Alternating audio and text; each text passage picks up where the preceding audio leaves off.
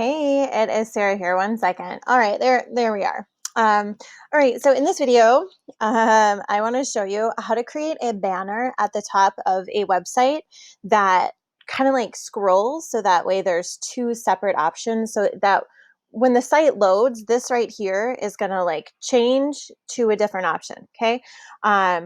So that's what we are doing right now for one of our clients. So what I want you to do is I want you to go over to the left-hand side, click on the blue plus button, and then when it says interactive, go ahead and select. You're going to want to make sure that it is a full width one.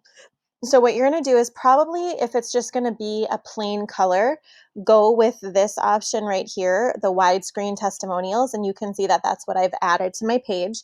So now the next thing that I want to do is I want to go ahead and delete these different things right here. So like the backgrounds, and let's see, if I go command and then select, like, so I press the command key on my laptop and then I just kind of like drag down so I could select all. That way I could do a mass delete of all of the elements on the second page. Let's see, maybe it'll work, maybe it won't work. No, maybe it's not gonna let me do that. That's really weird.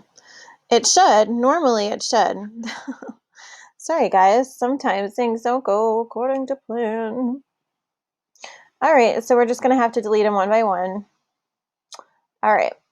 Okay, so now, as you can see, so that's what I want to do. So I'm going to go through, delete. Oh my gosh. Good Lord. Delete each of these one by one. All right, and it's kind of a pain in the butt like the first time you do this. And just keep in mind that if you ever do this on a different website, you can always open up that site. Maybe that's like a template that you have or something, and then you can copy and paste one element to the next. But obviously, I want to show you from scratch how to do this. Okay, so now the next thing that I want to do is I want to adjust this to the right height. Okay, like that. And you can see that there's going to be arrows on either side of it. And let's go ahead and click on the settings.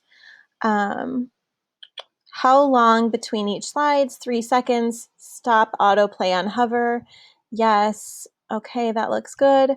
How long do they last? Where they say hide content outside the frame. Okay, that looks good. All right. And now if we go to design, navigation slide buttons, let's see. No, I don't want those to show up. So I'm going to turn all of that off. Okay, so as you can see, you can select how you want it to look on the top. I'm going to go with, I just want the arrows actually. So I just put the arrows on there, and then for the slide buttons, that's where these are right here. I'm going to turn those all the way down because I don't want them visible on the top. Okay. All right. So now the next thing that I want to do is I want to grab this text that's already on top, and I'm going to attach this to the strip. Okay. And I'm going to go ahead and click on copy and then paste. Oop, where did it go? All right. And now, as you can see, if I go to slide number 1, if I grab this text down on top of it and attach it to slide number, well, let's see, this will be slide number 1. So let's say manage slides. So I'm going to delete slide number 1. So that way, because my client only has 2 options, okay? So now what I'm going to do is I'm going to pull this. So as you can see, it's now, when this is centered, it's going like this. So that way it's going to be like a scrolling banner. It's super simple to make. I obviously prefer the text. Let's see here. The text only clickable thing for this. Otherwise, what you could also do is you can also, I'm just adjusting this here. Okay. Another thing you can do is you can also add a button to the thing, like the scroll bar.